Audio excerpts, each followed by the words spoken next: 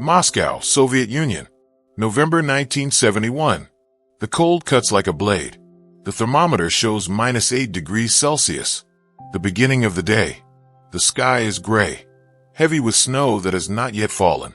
Bruce Lee is in the capital of the Soviet Union not by tourist choice, but by an unexpected invitation. A European film producer organized a secret cultural meeting of masters of different martial arts systems. Secret because the Soviet government officially does not approve contacts with Western people, especially Americans. Yet there is a military interest in studying foreign fighting techniques. Bruce was invited through dark diplomatic channels. He agreed out of curiosity about sambo, the Soviet martial art that combines judo, freestyle wrestling, and street fighting techniques developed for the army and militia. The location is an underground gym in the Arbat district, hidden behind a gray government building indistinguishable from thousands of other gray buildings in Moscow. Bruce descends narrow concrete staircases. The sound of footsteps echoes off damp walls. Below is a Spartan hall. The floor is covered with worn blue tatami. The walls are bare brick without paint, flickering fluorescent lamps, the smell of old sweat and cheap disinfectant. No decorations, no motivational posters, nothing extra, only what is necessary for training. Typically Soviet, functional, rigid, without waste. Inside, about 15 men are training, all in sambo uniforms, blue or red quilted jackets, wrestling shorts, barefoot. They practice throws, projections, joint locks, and chokes. The movements are efficient, harsh, designed for rapid incapacitation. No prettiness, no demonstrative elements, everything for direct application. Bruce watches for a few moments before being noticed. When someone finally notices the outsider, the training stops instantly. A foreigner, Asian, in a black leather jacket, dark jeans, army boots. He looks out of place, small compared to the muscular Soviet fighters. A man approaches him, tall, about 50 years old, gray hair cut short in a military style, a scar crossing his right eyebrow. His body is still in excellent shape despite his age. This is Mikhail Volkov, head coach, former Special Forces instructor. He speaks English with a strong accent. Are you Bruce Lee? Bruce nods. Mikhail continues. We were ordered to allow your presence. You may observe the training, but you may not interfere. Bruce answers calmly. I came to learn, not to interfere. Mikhail studies Bruce for a long time, then points to a wooden bench by the wall. Sit there. Bruce sits and watches silently. The fighters resume training, but tension appears in the air. Everyone feels the foreigner's gaze. Everyone wants to show themselves, to prove the superiority of the Soviet system. The throws become harsher, the falls heavier, the demonstrative strikes more aggressive. Bruce notices, but does not react. He continues absorbing the techniques with an analytical eye. He is especially impressed by the emphasis on leg control, hip throws, and rapid transitions from standing to ground.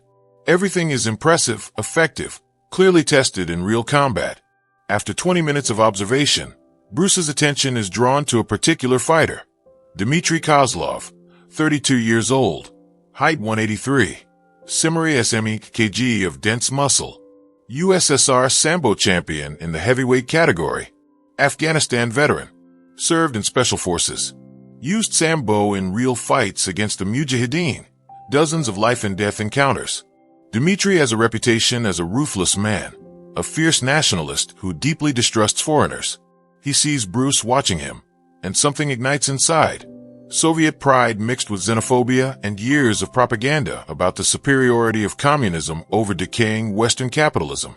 Dmitry stops training, walks straight to Bruce, and stands in front of him, deliberately blocking the view. His arms are as thick as ordinary thighs, his palms calloused from years on the tatami. Bruce looks up, calm-faced, waiting. Dmitry speaks Russian, his voice low and threatening. Mikhail reluctantly translates from the other end of the hall. He asks, "What are you doing here?" Bruce, calmly, "I'm observing Sambo techniques. I'm impressed by their effectiveness." Dmitry speaks again, even more aggressively.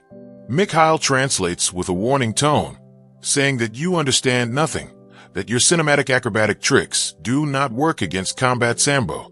Bruce replies directly, I did not come to compare systems. I came to learn.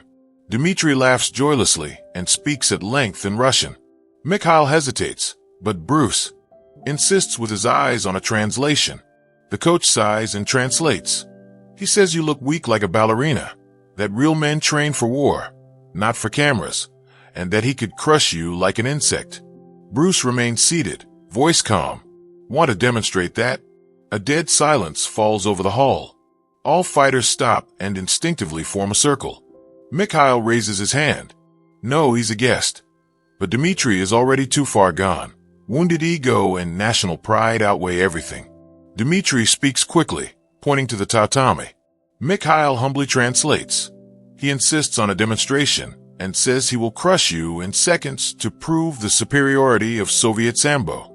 Bruce slowly stands, removes his leather jacket, remains in a black tight long-sleeve shirt, removes his boots, stays barefoot, and says, "Then no rules. 6 seconds. If you don't crush me in 6 seconds, that's it." Dmitri laughs loudly, mocking, and answers in broken English, "I need 3. Bruce shakes his head. "Then use 6. They step into the center of the tatami.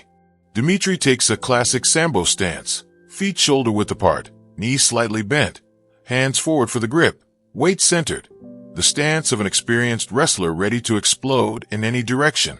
Bruce takes a stance strange to Soviet eyes, a sideways stance. His lead hand is extended, measuring distance at the point Dmitri will have to enter for the grip. The rear hand protects the center line. The weight is distributed to allow movement in any direction without telegraphing. Mikhail looks at his military wristwatch and raises his hand. When he lowers it, it begins. The tension is so thick it seems tangible. No one blinks. The coach lowers his hand. First second. Dmitri explodes instantly with a classic sambo technique, diving down to attempt a double-leg takedown, the same technique with which he has dropped hundreds of opponents. 95 kilograms of explosive force, powered by legs accustomed to carrying military gear through mountains. In Dmitri's mind, Bruce should fall instantly, and then weight and grappling skill will decide everything on the ground. But Bruce is already not there. He read the entry before the movement, saw the tiny forward weight shift, the slight shoulder dip, the true precursors of a dive for the legs. Bruce pivots 45 degrees on the ball of his foot and simply disappears from the line of attack. The Soviet fighter flies past where Bruce had just been, grabbing emptiness. Second. Dmitri is already falling. Inertia carries his body forward, his hands still reaching for non-existent legs. Bruce is already moving. His lead hand, the one measuring distance, drops like a hammer onto the back of Dmitri's head, not at full force, which could seriously damage the cervical vertebrae, but enough to break balance. Dmitri's head dips down, accelerating the already uncontrolled fall. Third second. Before Dmitri can post his hands and recover position, Bruce already controls his back, not mounting, which would be too obvious, and give time to defend. Instead, Bruce applies a hybrid technique he developed while studying Japanese jiu-jitsu. He hooks Dmitri's right arm and simultaneously applies body weight precisely between the shoulder blades, the point of least mobility. Fourth second. Dmitri tries to rise with brute force. The muscles of his back and legs tense, but Bruce does not fight force. He redirects it. Every effort Dmitri makes meets not resistance, but minimal adjustment of angle and pressure, turning Dmitri's movement against himself. Fifth second. Dmitri realizes force is not working and attempts a classic sambo reversal, a powerful body roll to throw Bruce aside. It works against most opponents, but Bruce anticipated it, saw the muscle tension before the roll, and simply allows Dmitri to roll, moving with him while maintaining control of key points. Sixth second. Dmitri is now on his side. Bruce is still on his back. The Soviet fighter makes a last desperate attempt, a pure explosion. His left hand presses into the tatami as he tries to drive his body up, but Bruce is already 2 moves ahead. He threads his free arm under Dmitri's chin, not compressing the trachea, which would be unnecessary danger, but pressing on the sides of the neck where the carotid arteries run, a technical blood choke. Dmitri feels the pressure, feels complete control, feels that every movement only tightens the hold. His vision darkens at the edges not from air deprivation, but from restricted blood flow to the brain. 2 or 3 more seconds, and he will black out. Bruce whispers in English into his ear. It's over. You can tap if you need to.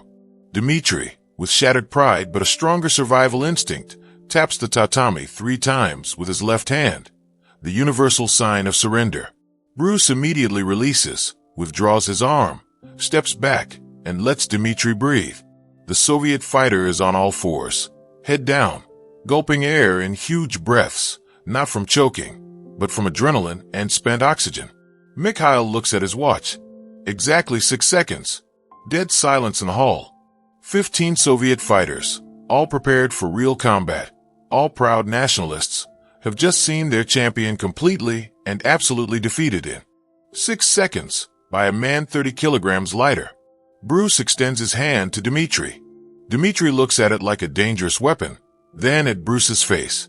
There is no triumph, no mockery, only respect. Dimitri slowly takes the hand. Bruce helps him stand. Dimitri shakes his head, trying to comprehend what happened, then finally asks in broken English, "How?" Bruce answers, "You are strong, technical, dangerous, but you fought the way you expected me to fight. When I didn't fight that way, you didn't adapt. You kept using force against someone who wasn't using force. You tried to apply sambo against someone who wasn't doing sambo." Dimitri is kung fu. Bruce is principle, interception, and adaptation. It works against any system because it does not depend on a specific system. Mikhail approaches, looking at Bruce with a complex expression, a mixture of respect and ideological discomfort. His Soviet training says Westerners are weak, but his eyes have just shown another reality. He says, "You are not a movie actor. You are a real fighter." Bruce replies, "I am a student. I came to learn from sambo, because your system has something valuable, brutal effectiveness without artistic ego, fighting for survival, not for demonstration. That is what I want to understand more deeply." Mikhail is surprised. "Then why did you defeat Dimitri?" Bruce answers, "He challenged me. I responded, but that does not cancel the fact that I came to learn. You have 50 years of system development, tested in real wars. I would be a fool not to study it." Mikhail translates to the other fighters.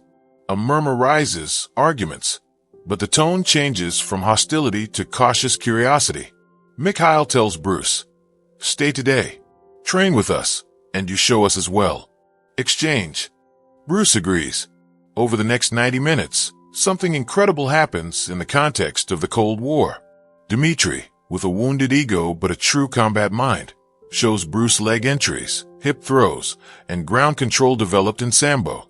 Bruce absorbs, tests, integrates. Then Bruce shows principles of interception, reading body language before movement, using an opponent's inertia, control without relying solely on strength. At the end, Dimitri approaches Bruce and speaks Russian. Mikhail translates. He says you are the first foreigner he truly respects, that he thought you were weak because of your size, and now understands that strength comes in different forms. He asks forgiveness for the disrespect. Bruce replies through Mikhail, "Your challenge forced me to show myself under pressure. That made me better. Thank you." Dimitri extends his hand again, this time not as a defeated man, but as a warrior to a warrior. Bruce shakes it. Dimitri says in broken English, "If you come back to Moscow to train again, Bruce?" "Definitely." Bruce leaves the underground gym already in darkness. Snow finally begins to fall, covering Moscow with a white blanket. He did not come to the Soviet Union to prove superiority. He came to expand knowledge. The clash with Dimitri was not planned, but it happened, and Bruce turned it from an ideological conflict into an educational opportunity.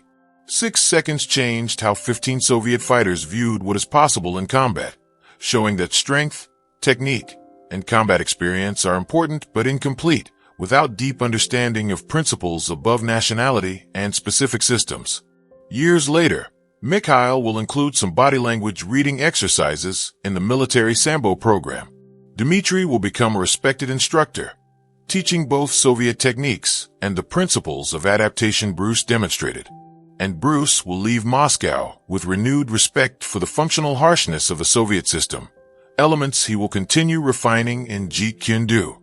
6 seconds were not enough for Dmitri to crush Bruce as he promised, but they were more than enough to crush ideological barriers and build a bridge of respect between two systems born in different realities, yet united by one goal: true combat effectiveness.